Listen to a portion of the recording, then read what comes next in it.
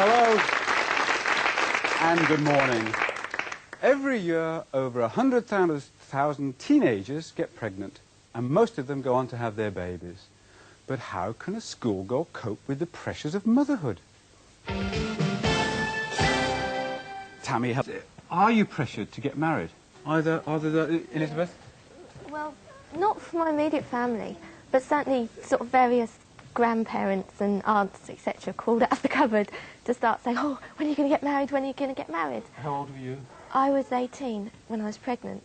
And I suppose I felt that, I mean, if I'd been not pregnant, nobody would have been saying, everyone would have been saying, hold your horses, you know, wait a while, wait until you're ready to make such a commitment. But suddenly because I was pregnant... About getting married, you mean? Yes. Yeah. Suddenly because I was pregnant, it was like I had to quickly rush off and get married when really I feel I had to sort out my own feelings towards my baby first.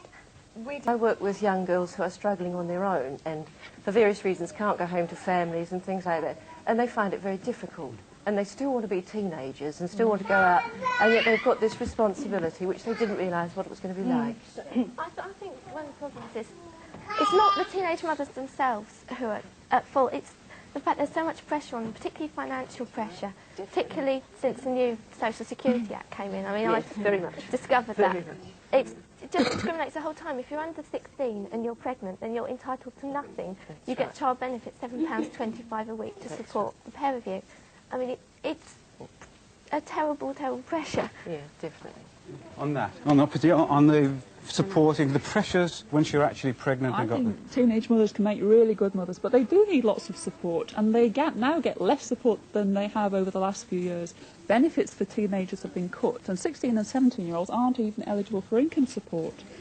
Once they're eligible, a 28-week of pregnancy, they get £19.40 a week. I mean, it's barely enough to feed yourself properly when you're pregnant. And I do think we've got to look really carefully at the support, the financial support that we give to teenage mothers. We give some more support, more financial support to mothers, young mothers? I think we have to remember it takes two to tango, and there's a father involved as well. And I believe what should be happening is we should do what they're doing in the States now, and they're saying, right, the father must be financially responsible until the child is adult, and you deduct it from their income, even if it's Social Security. You didn't hear what she said. Doing in the States. She said income that they're at school. Yeah. Right, okay, then they're also family. I think we glanced off young fathers far too quickly earlier on, because I work with teenagers in South London, mainly schoolgirl mothers and schoolgirl fathers, and they're the forgotten fathers. Very often they want to be supportive, they want to go and see the delivery and so on, and for various reasons they have pressure put upon them and they're not allowed to be supportive.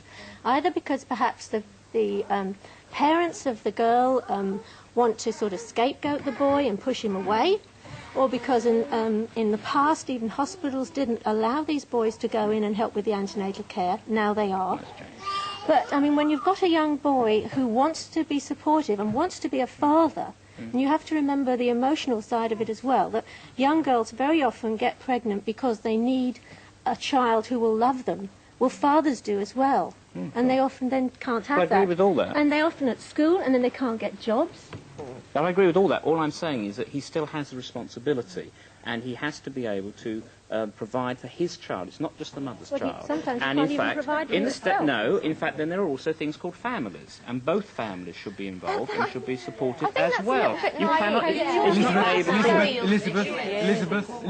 I think that's somewhat naive. I mean, you can't really. Certainly, from girls that I've met, very often the boys' family have this idea, you know, oh well, boys will be boys. We're not going to do anything. I mean, you can't expect a boy of 14 to be dragged through the courts to be forced to pay for his child. Surely it's the state's responsibility. The taxpayer to pay because the state should look after their choice. The disadvantage. Surely that's... He's asked the question. Denise, why should... Hang on. Why? I think most young people now know something about contraception. The difficulty is getting it for yourself when you want it. And let's send a firm message over to the boys.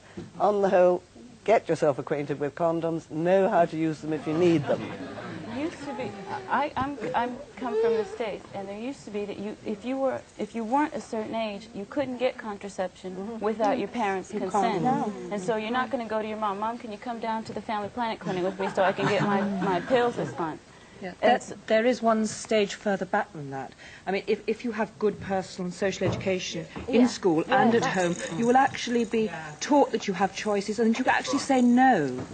So that if you can make that choice, at least you can then think about the contraception before you then have a sexual relationship. Responsible decisions about... Hang on, Elizabeth. Oh, well, I think that's very much in school. Sex education concentrates on, like, the facts of life. Whereas, I mean, any girl knows how to sleep with a boy, and if they don't, then they soon learn. What really needs to be going on is, here's the family planning clinic, you can go there, when you can get the pill, how you can get condoms, you should take your boyfriend along. And this is something that's never even mentioned. You were nodding your head quite vigorously while... Any of you have regrets of having had a baby that early? That early, yes, Samantha? Definitely.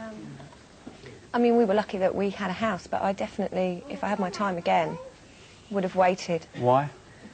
Because they take over your whole life.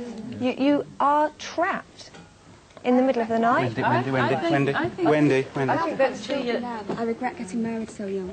I was just going to say, I think it's a difficult decision to make when you're 14 or 15 because you don't completely understand the consequences of having a baby and how much the baby needs. You think it's going to be so wonderful. You think it's all going to be easy and they don't understand it. I think it's difficult for any woman. It's like a leap in the dark for any woman, but for a 14 or 15-year-old, or even, I mean, I was 18 and I thought I knew it all, but I didn't. You couldn't cope. Do any of you... Do you think because you had a baby early, does that encourage your daughters, do you think, to have babies early too? I had hoped not. I've been screaming at them for years and years and years that this is what they didn't ought to do. I've been very lucky, actually. They've all grown up super, and now I've gone back to education, and that's sort of completed my life. I've got grandchildren, and I'm doing a degree, and it's wonderful. She has a full life. We have a full programme. See you in the morning. Thank you.